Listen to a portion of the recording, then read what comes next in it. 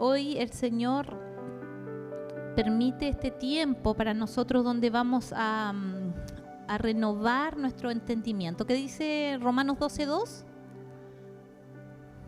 Antes de renovarse, ¿qué dice? No se conformen a lo que están viviendo, a lo conocido. Eso dice el apóstol Pablo. No se conformen a lo que conocen, a lo establecido, a estas cosas, a estas condiciones que te hicieron crecer y formar tu personalidad. Cómo tú te forjaste en tus pensamientos, esos argumentos que hoy día te identifican. Usted conoce a alguien, ¿cierto?, por sus ideas, y usted dice, no, tal persona tiene una tendencia política, tal persona le gusta un partido, un equipo de fútbol, y todo eso que se formó en nosotros, en Dios, tiene que removerse. Algunas cosas se quitan y otras cosas quedan porque no son nocivas. Quizá Dios le permita que usted en su nueva vida en Cristo siga ahí con ese equipo de fútbol que tanto le gusta, como el pastor que es fan ahí de un equipo de fútbol que no voy a nombrar porque pero hay cosas que el Señor tiene que remover de nosotros, esas cosas que son duras, que se forjaron en nosotros como una verdad, y que la verdad, la verdadera verdad, tiene que ser removido para poder tener un encuentro con Dios. Porque muchas veces lo que tenemos es un encuentro con la presencia de Dios que me permea y que está en una atmósfera como esta. Entonces yo vengo a un culto y me permea esa atmósfera de Dios.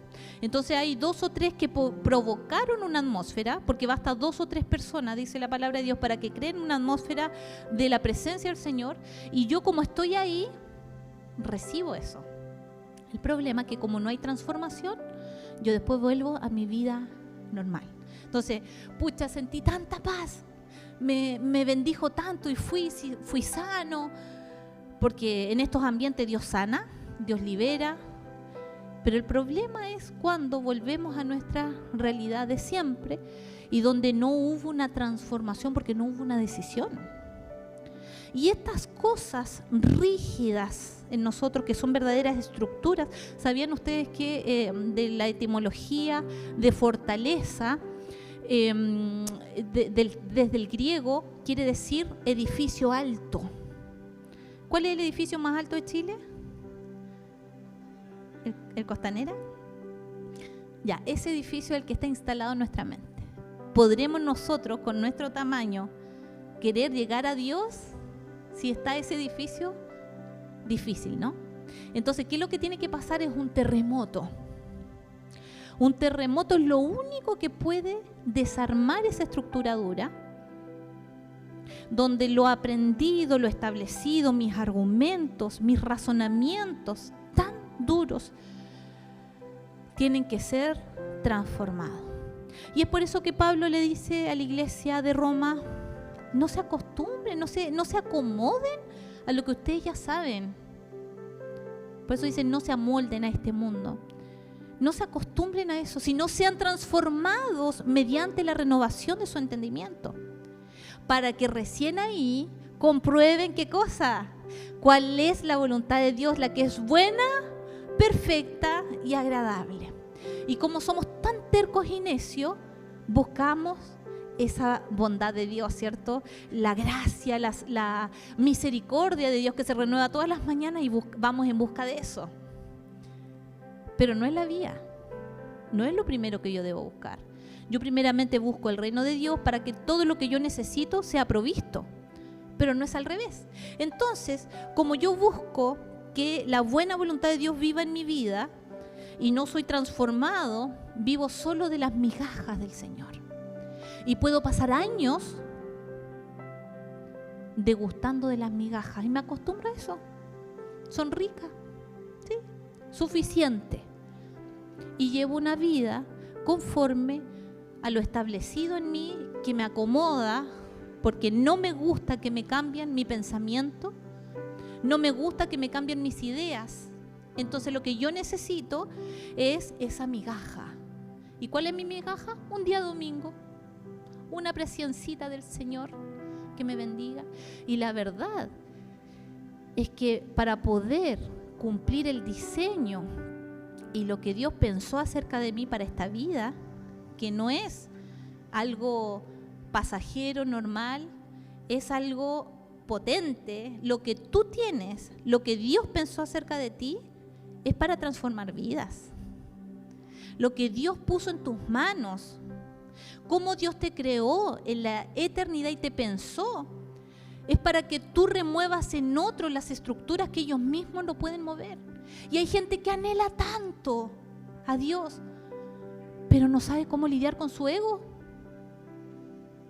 Y hay una autoridad que tú tienes para someter esos pensamientos, inclusive ayudarle a la persona a que esos pensamientos se sometan a la verdad de Jesucristo.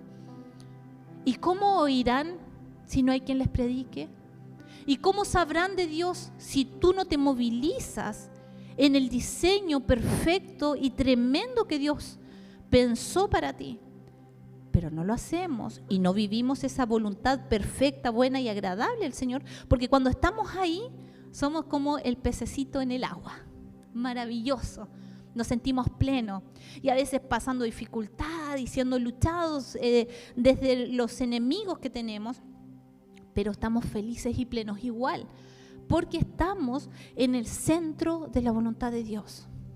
La única forma de poder ser plenos y estar bien es vivir en el centro de la voluntad de Dios. ¿Cómo llego allá? Partimos de nuevo. Romanos 12:2. ¿Cómo empezaba? No se acomoden. Esa era la introducción. Amén. Maldito el hombre que, un título súper fuerte, ¿no? Súper fuerte. Pero la palabra de Dios lo dice. Vamos, Joaquín, con Jeremías 17, del 5 a 6. En la versión NBI dice, esto dice el Señor, malditos son los que ponen su confianza en simples seres humanos, que se apoyan en la fuerza humana y apartan el corazón del Señor. Son como los arbustos raquíticos del desierto, sin esperanza para el futuro, vivirán en lugares desolados, en tierra despoblada y salada. En la versión Palabra de Dios para Todos, que no te la dijo Joaquín, pero dice que maldito es el ser humano. Ya esto es como más, como es Palabra de Dios para Todos, más inclusiva. Dice en el género humano. Cuando usted ve en la Biblia que dice el hombre, maldito el hombre, la mujer no se está librando de eso. Estamos hablando del género humano, ¿ya? Dios hizo el género humano al hombre y en el hombre también la mujer y somos uno. Por eso no nos aquejamos cuando dice hombre. ¿Y por qué no dice mujer? No dice mujer porque estamos comprendidos en un solo género humano y Dios hizo primero al hombre y después a la mujer. Entonces nos entendemos ahí. Tenía que hacer ese repaso por toda la contingencia mundial. Bueno, entonces dice, maldito el ser humano, palabra de Dios para todos, que confía en su semejante. El que se apoya en otros seres humanos, y eso es lo interesante de esto, porque es específicamente lo que Dios nos habla en este caso. Dice, maldito el hombre que confía en sí mismo o confía en otros seres humanos. Será como un arbusto en el desierto que no experimentará la llegada del bien, pues está plantado en la sequedad del desierto y ahí está aparecido, tierra árida, donde no vive nadie. Maldito el ser humano que confía en su semejante. Yo lo interpreté en su semejante, en el que es igual a mí o que se apoya en otros seres humanos. Entonces, el hombre tiende a pensar en la posibilidad de entenderse desde sí mismo o apoyado en argumentos de otras personas, y eso es muy normal, inclusive siendo cristianos.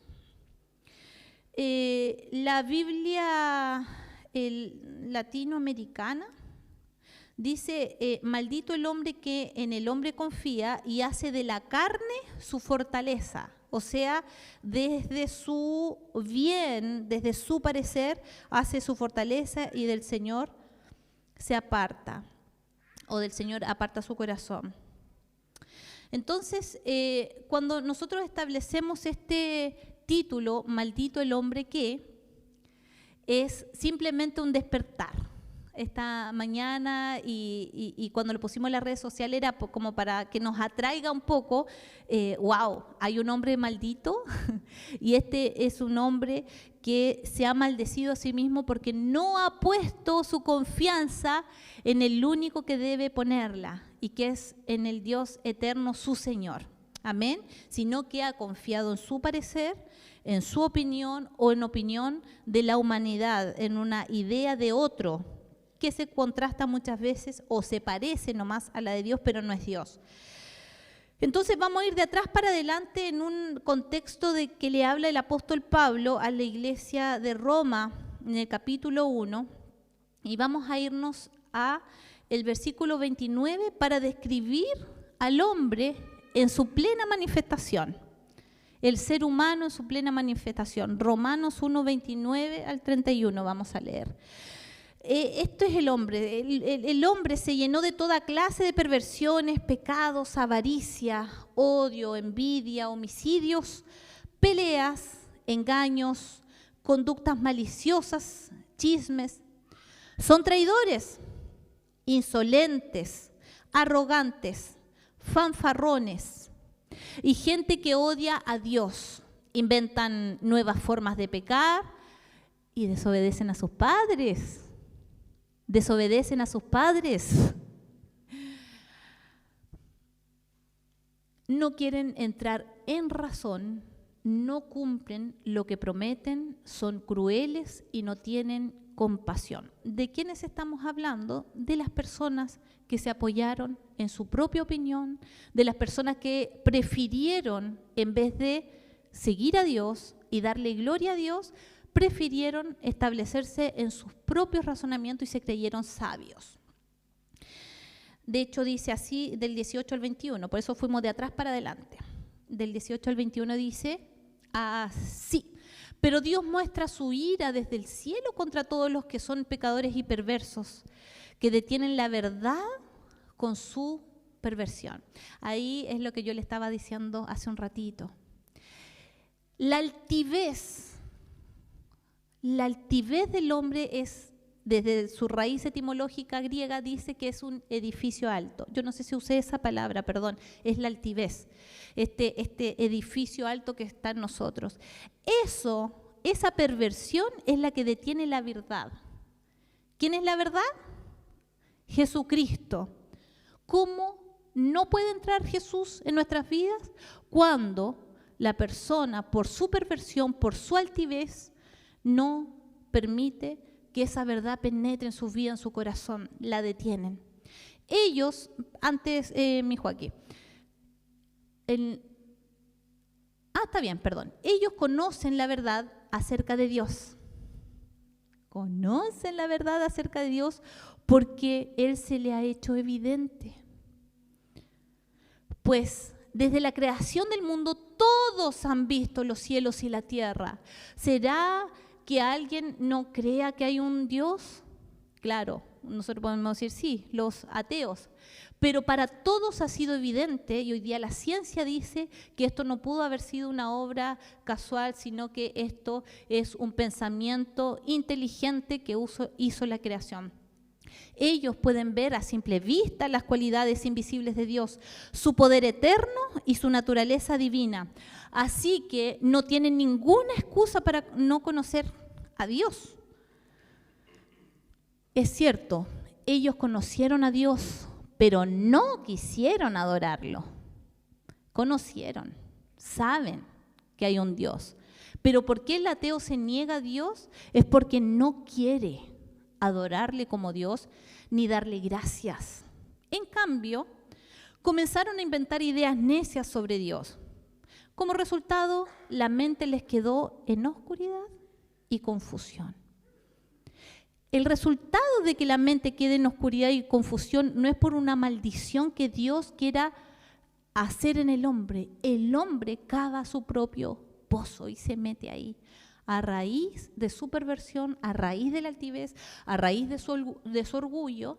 Entonces, como no quiso adorar a Dios, le conoció, supo de Él, pero no quiso adorar a Dios, ni darle gracias a Dios, Dios lo entregó al resultado. Dijo, aquí yo ya no tengo nada más que hacer. Y ese hombre quedó en oscuridad y confusión. Y después vamos al 22 y 28. Al 28, dice así. El 22. Afirmaban ser sabios, pero se convirtieron en completos necios. ¿Usted ha visto esto?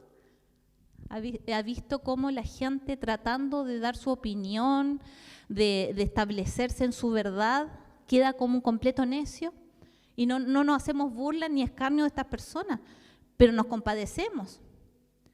Porque yo he visto gente muy humilde en su corazón, que es humilde para Dios, y también escasa quizás en conocimientos, en estudios, pero que habla con una sabiduría. Me acuerdo mucho del viejito de Lota, que se sentaba ahí, ¿cómo se llamaba él?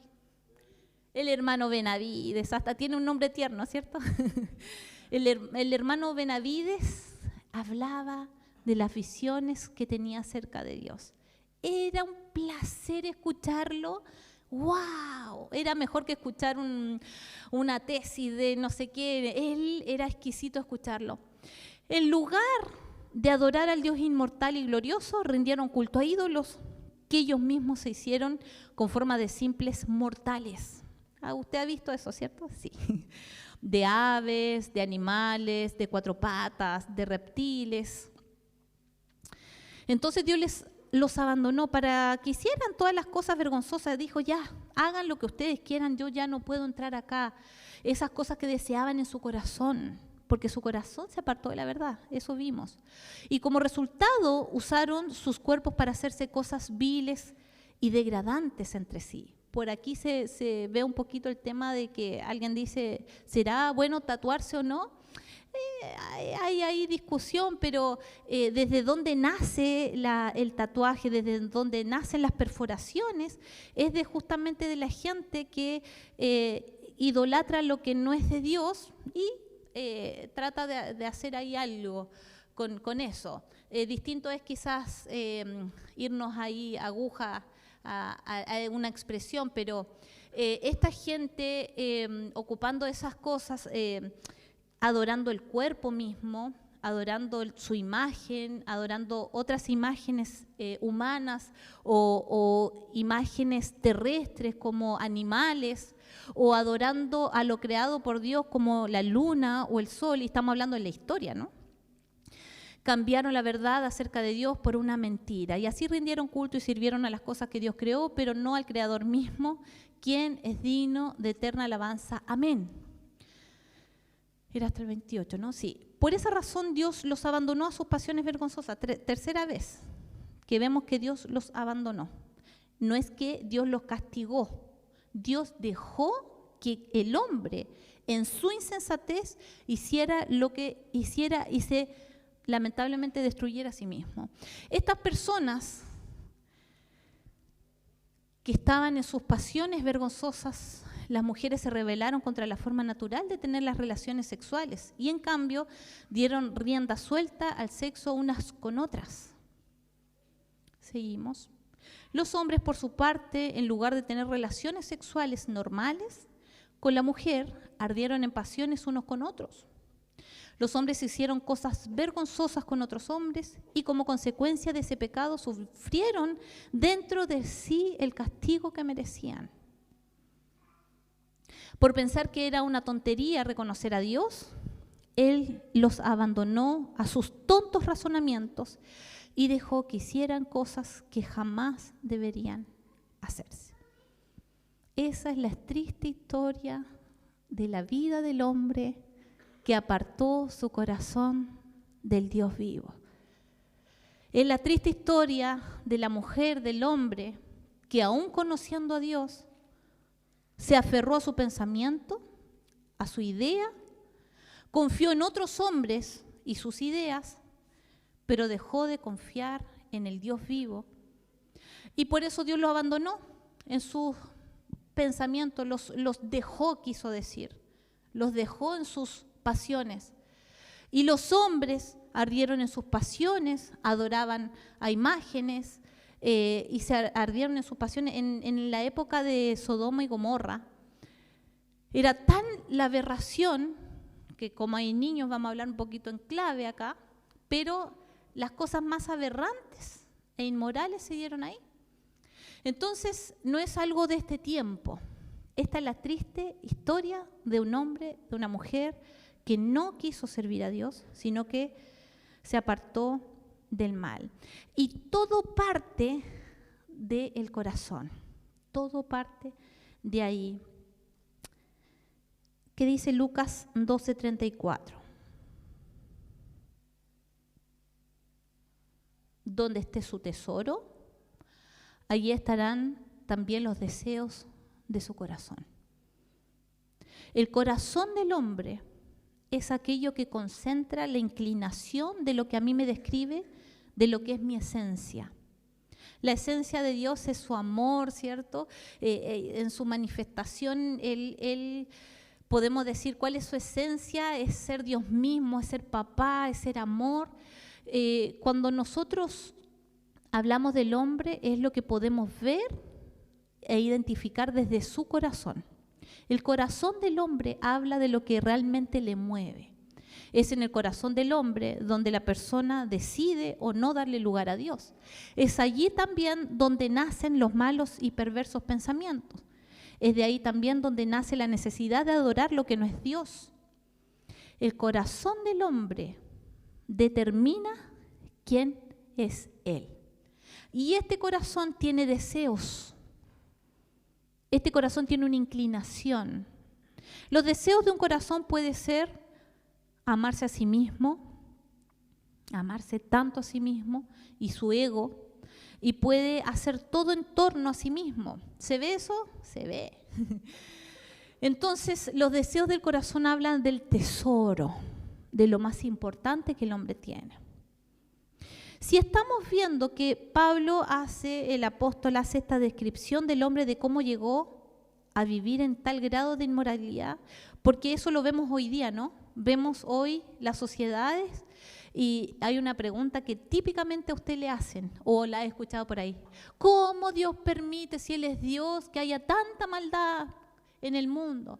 ¿Cómo Dios, siendo bueno, permite que hayan violadores o hayan asesinos? ¿Cómo Él no hace algo con...? Aquí está la respuesta. No es Dios el que está detrás de eso. Es la obra de los hombres que se apartaron de Dios, que conociendo que había un Dios, no le dieron lugar a Dios. Les voy a decir algo. Uno dice, ¿cómo va a adorar a alguien, a Dios, una persona ermitaña que nunca le han predicado el evangelio? Si esa persona se da cuenta de que hay un creador que hizo ese sol, que hizo lo que está y da gracias, ya a esa persona se le cuenta como que está teniendo una comunión con su creador. Y listo, ya está. Y Dios tendrá, quizás no le llama a Cristo porque quizás nunca le llegó una Biblia, o no llama, pero trató de vivir en gratitud y correctamente. Y Dios le pedirá cuenta a esa persona de su vida. Amén. Pero no hay excusa para nadie para darle las gracias y reconocer a un Dios. No hay excusa. No hay excusa. Entonces, vemos que el apóstol Pablo presenta esta imagen del hombre que se pervirtió, en vez de darle la gloria a Dios, quedó en el resultado de esa decisión que tomó, pero todo eso partió porque su corazón, y eso es lo que leímos puedes poner de nuevo Jeremías 17, 5 al 6, mi hijo aquí veía, porfis. Dice, apartan el corazón del Señor. Todo partió de ahí, que el tesoro que ellos tenían lo apartaron del Señor. Entonces el corazón del hombre es tan importante que lo entendamos, que entendamos esto, porque a causa del corazón del hombre o vivimos en Dios o conocemos su verdad, tratamos de vivir en su justicia, en su voluntad, o nuestro corazón puede estar degustando otras cosas.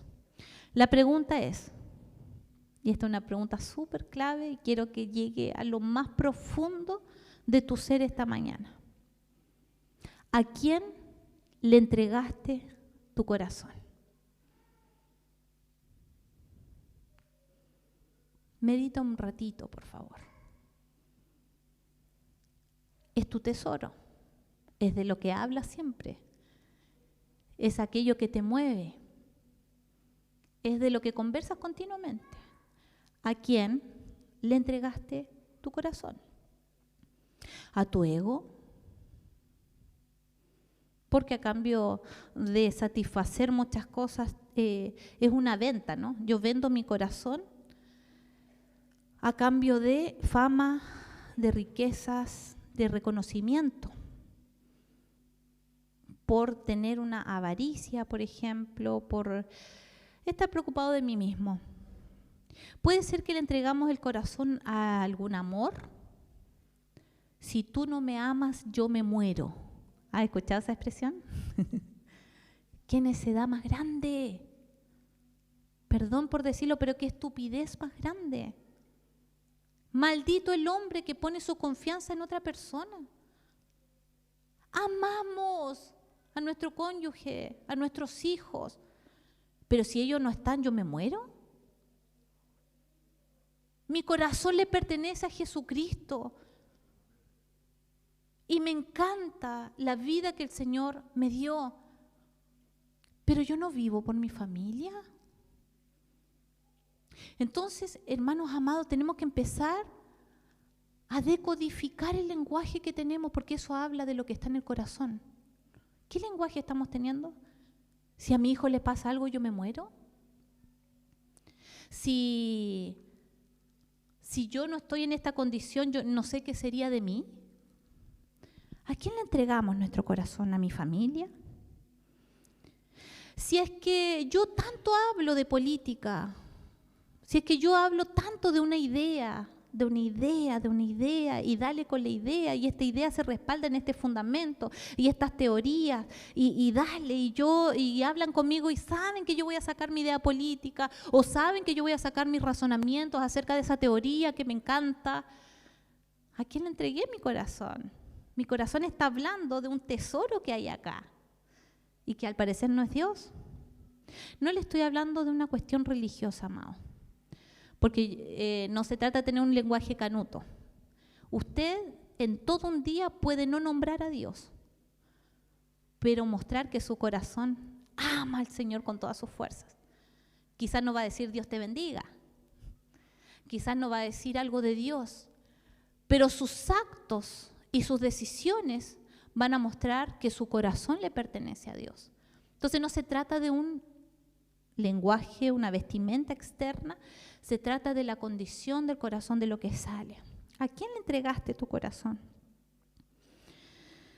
La palabra de Dios dice en Proverbios 1:17. Esto no te lo dijo aquí, así que no empecé a transpirar. El principio de la sabiduría es el temor de Jehová, en la versión 1960. Los que procuraron hacerse sabios en su propia opinión, ¿cómo terminaron? Devastados. Pero al revés, el que pone su confianza y teme, ¿qué es temor a Dios? ¿Es tenerle miedo? ¿Me va a castigar? Temor es reverencia.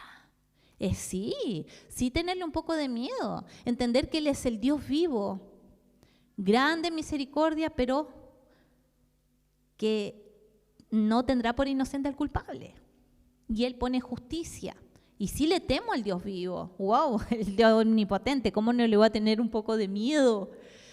Pero es un miedo santo en el que sé que aún siendo Dios, Él es un Padre lleno de amor, lleno de misericordia, y no le tengo miedo porque puedo ir a abrazarlo. Puedo recostarme en su regazo. Pero le tengo una devoción, y que si Él me dice tirón de orejas mira lo que hiciste, lo que estás, yo me postro guatita al suelo pidiéndole perdón al Señor. Y Él, que puso un intercesor maravilloso, que pagó un precio por mí, me acerca a Él y se llama Jesucristo. Pagó el precio para que yo pudiera tener comunión con Él. Entonces, ¿qué hago? Me tiro guatita al suelo y voy a ese intercesor. Jesucristo, lávame con tu sangre. He pecado, cometí un error terrible, gravísimo. Pero por favor, y Él, teniendo el ministerio de intercesor hoy día, intercede por nosotros, porque Él conoce nuestras debilidades, Él fue hombre. Entonces, ¿se trata de ser perfectos? No, me voy a equivocar.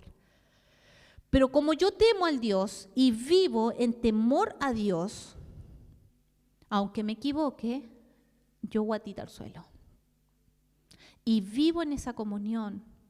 Y hay veces y hay temporadas en que estoy en una ferviente búsqueda, estoy en un fuego encendida, y otras temporadas que pareciera que estoy un poquito más desconectada y ahí es donde me tengo que enrielar de nuevo. Hay veces que disfruto de esos verdes pastos, como trabajamos las mujeres en el devocional del Salmo 23, esos verdes pastos, esas aguas de reposo, qué rico disfrutar, pero también están los valles de sombra y de muerte por los que tengo que pasar.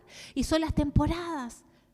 Pero sea cual sea mi circunstancia, mi corazón no se aparta del Señor porque se lo entregué a Él. Y un poquito tibiacita y el Señor, vamos, despiértate tú que duermes, dice la palabra. Esperen, voy a aprovechar algo. Despiértate tú que duermes. Eso fue algo literal porque necesitaba hacerlo. Por 2 o 3 congregamos en su nombre. Amén. Entonces, amados, hay un remover en nosotros hoy día que nos está haciendo dilucidar dónde está nuestro corazón. Y el mensaje acerca del hombre terminó ahí, porque no fue acerca del hombre que vine a hablarles. Les vine a hablar del Señor. Hemos estado todo este tiempo, el Señor nos ha estado hablando una y otra vez acerca del orgullo, acerca de la desobediencia, de cómo debemos reconducirnos. Y pareciera ser que nosotros decimos, wow, me está yendo mal, voy a terminar mal a causa de, entonces voy a hacer las cosas bien para que me vaya bien. Y seguimos hablando de nosotros. Y les voy a decir algo, aquí en este contexto bíblico, en ese mismo Jeremías, donde dice, maldito el hombre que, después dice, pero el que confía en el Señor vendrá a ser, y se las voy a dejar en punto suspensivo para que usted lo revise en casa.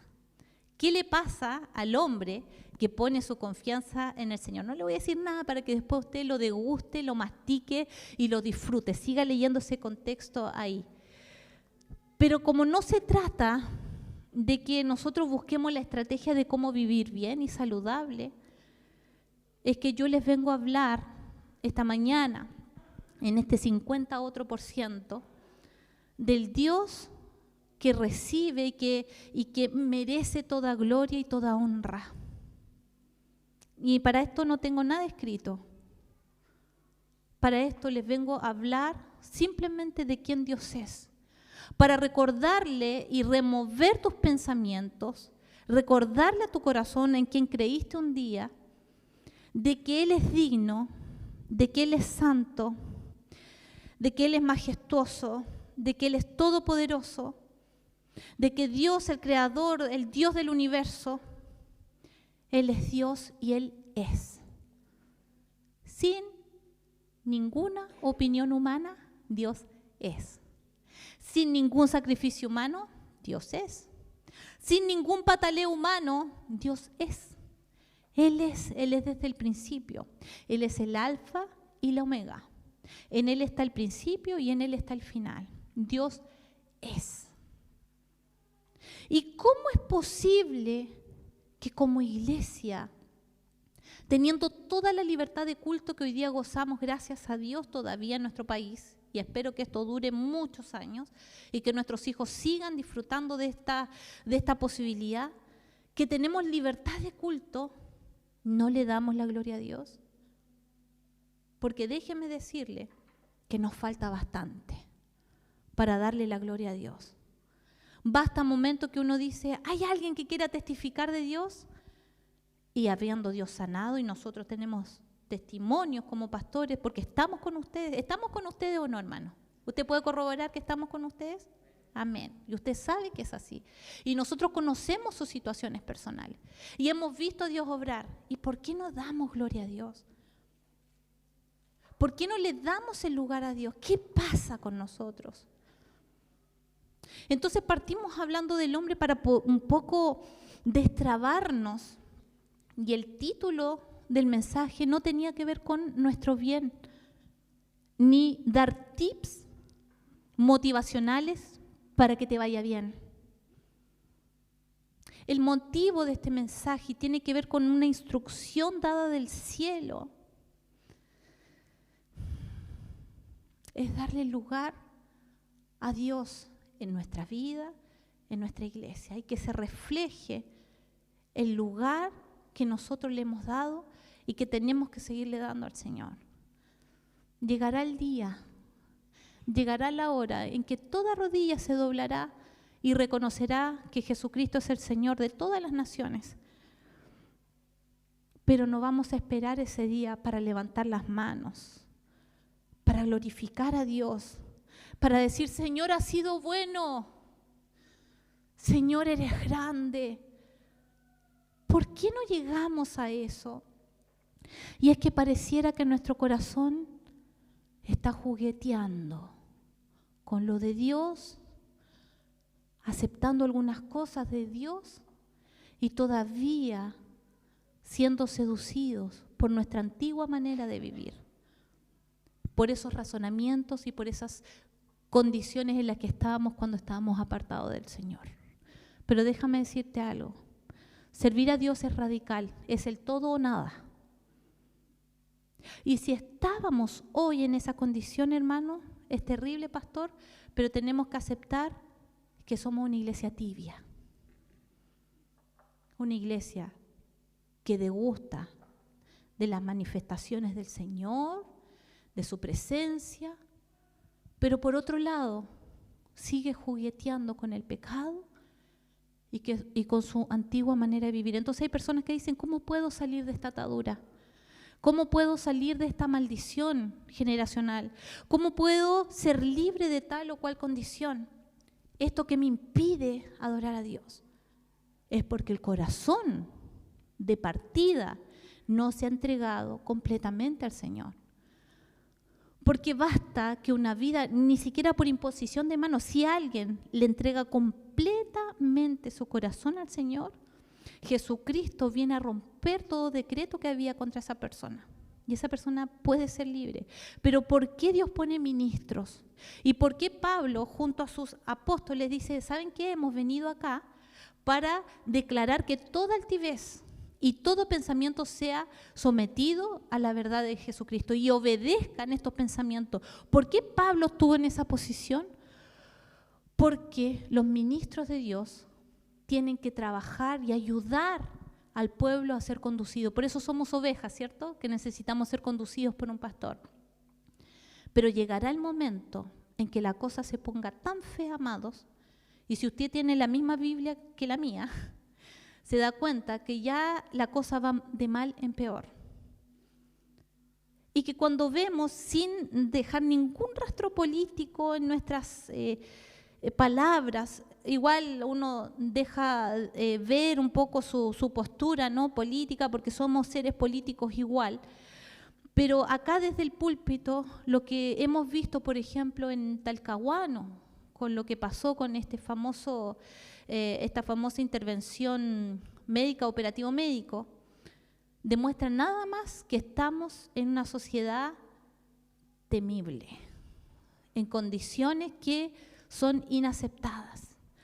Lu me mandaba un artículo, nos mandaba el equipo ahí de la fundación, que habla de que una investigación que se hizo desde la Universidad de Massachusetts, hay periodistas del Wall Street Journal, le dije bien. Y unas universidades de Boston, me parece. Esta investigación arrojó que Instagram, ¿cuántos pecadores tenemos Instagram? Amén. Tiene algoritmos que propicia la pedofilia. Y eso no son personas cristianas, es un hecho, es una verdad. Entonces, la cosa que viene de mal en peor, las aberraciones más grandes que nosotros nos imaginamos, que no podemos pensar que podrían ser. ¿Usted se imaginó hace 10 años atrás que lo que está ocurriendo ahora podría ocurrir? ¿Usted que es papá, no se le remueve algo? Ver de cómo está desatada la inmoralidad sexual. Y uno dice, Señor, y puede que hay alguien acá y no me voy a espantar porque esto sucede. Puede ser que alguien acá esté lidiando con la pornografía. Puede ser que alguien acá esté lidiando con una inmoralidad sexual, pero que hoy día puede ser sano porque el mundo en el que vivimos nos permea. Y la condición del hombre nos lleva a la perversión.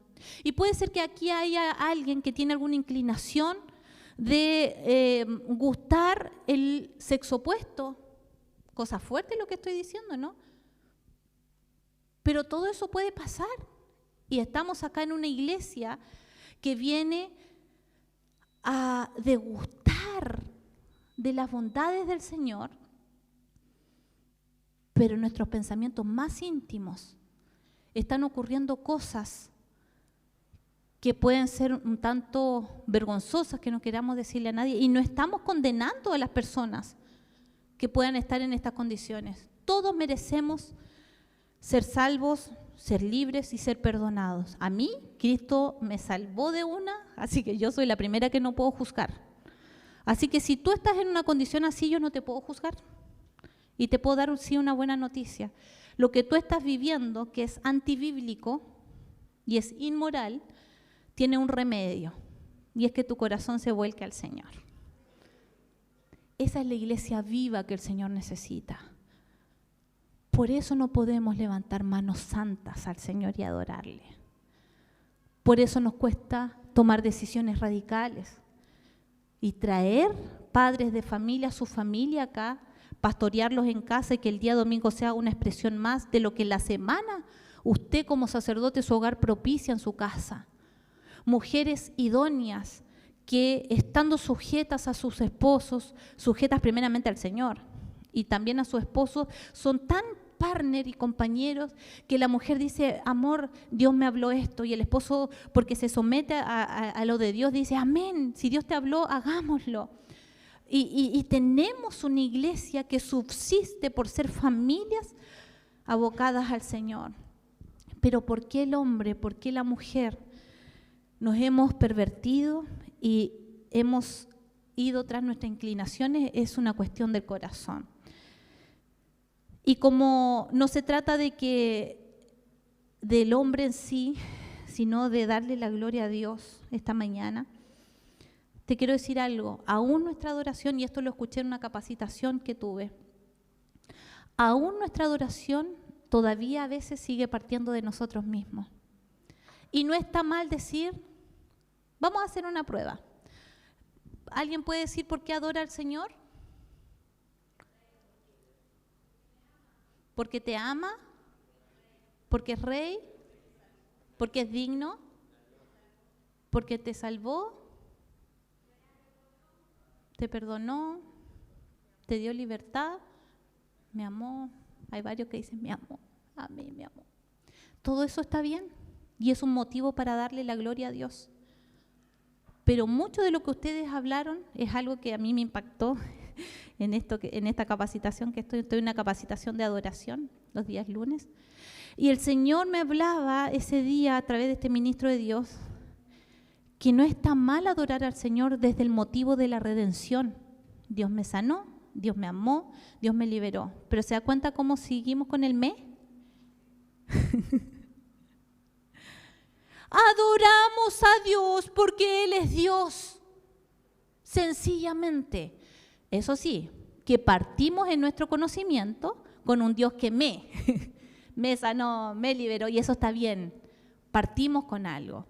Pero me quedo pegado. Y yo conocí una mujer que era evangélica, Y esta mujer evangélica había llegado a Dios y vestía como evangélica y tenía un lenguaje de evangélica, pero no había conocido al Señor.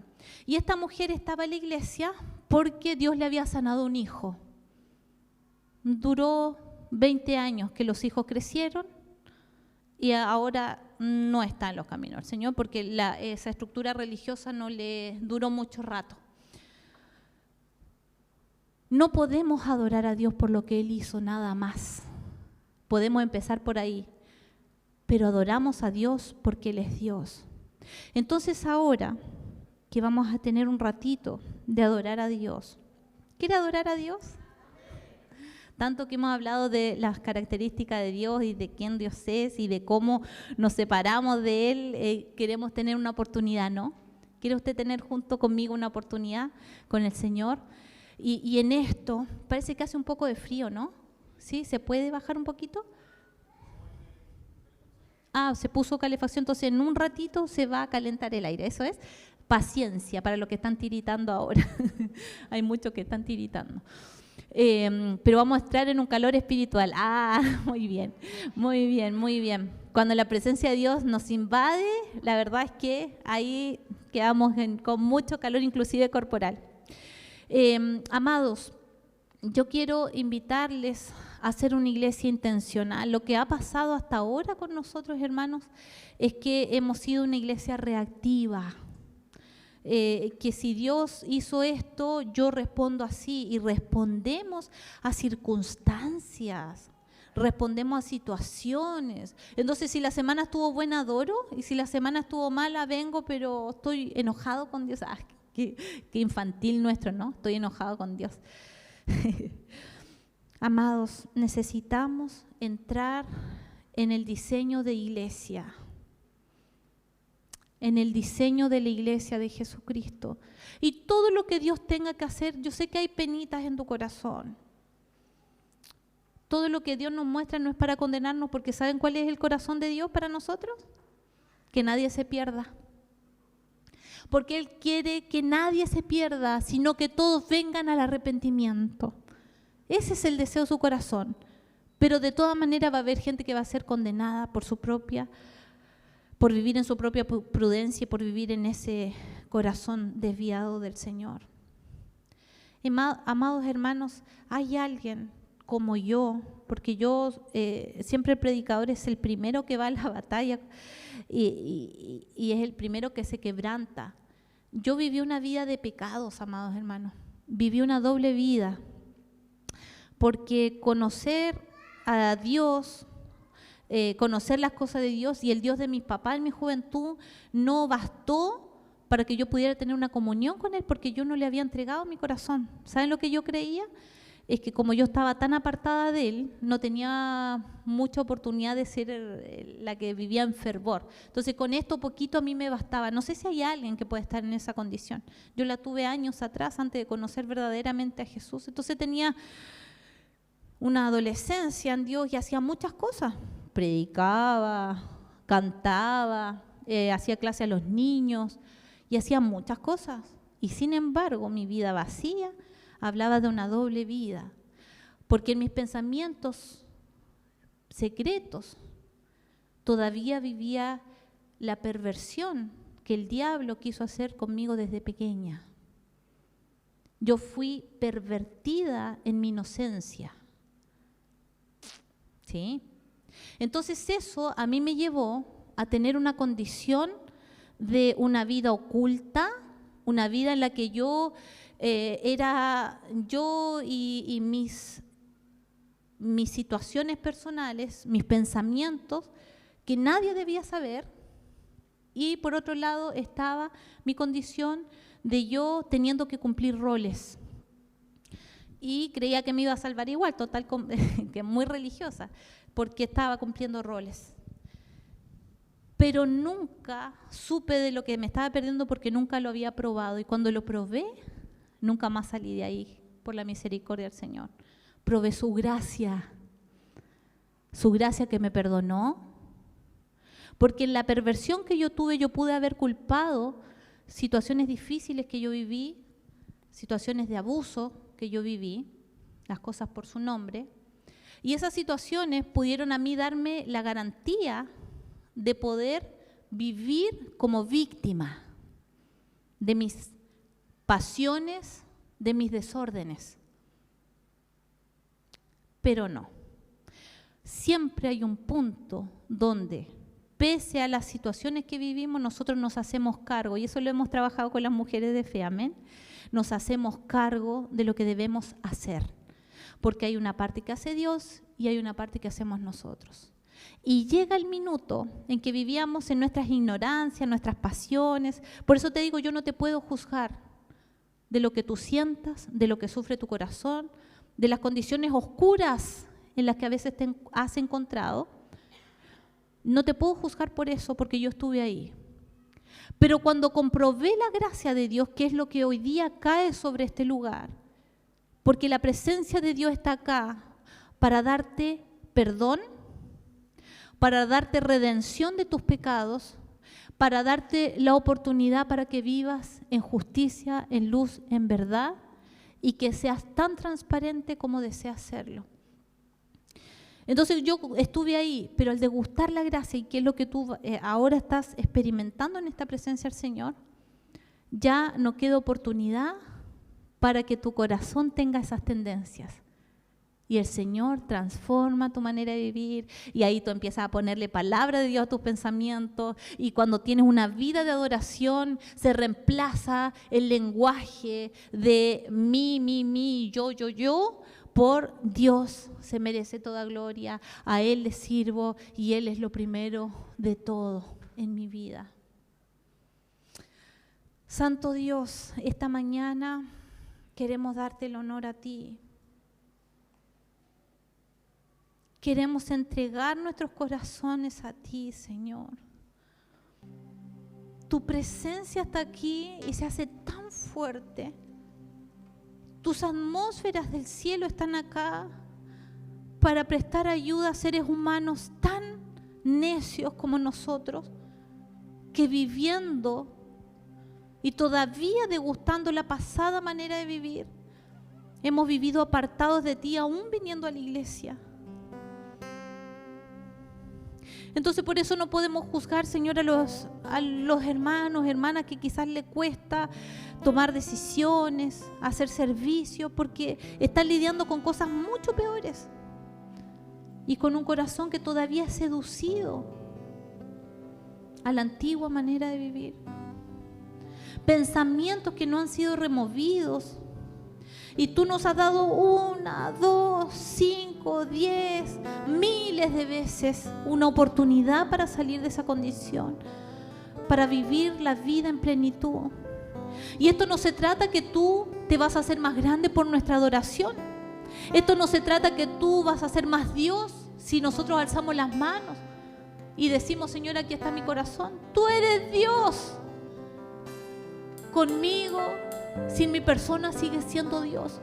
Pero yo soy una necesitada de ti.